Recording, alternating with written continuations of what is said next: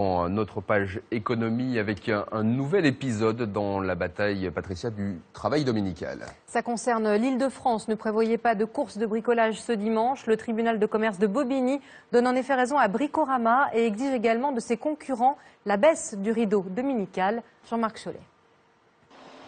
Pour ces enseignes de bricolage, le travail du dimanche, c'est fini.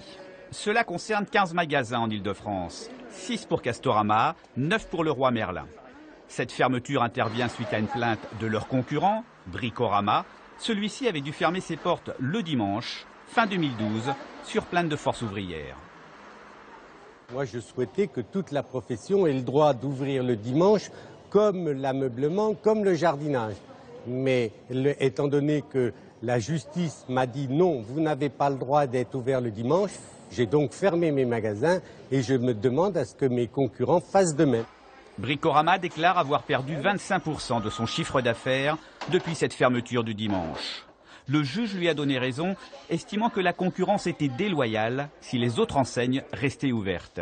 Une décision qui amuse les syndicats. C'est très paradoxal, c'est très drôle dans la manière de faire.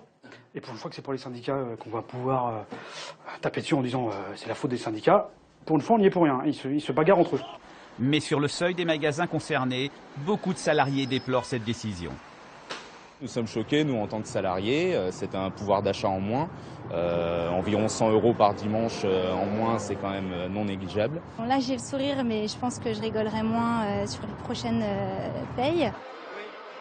Cette décision intervient quelques jours après l'obligation faite au magasin Sephora des Champs-Élysées de fermer à 21 h et non plus à minuit.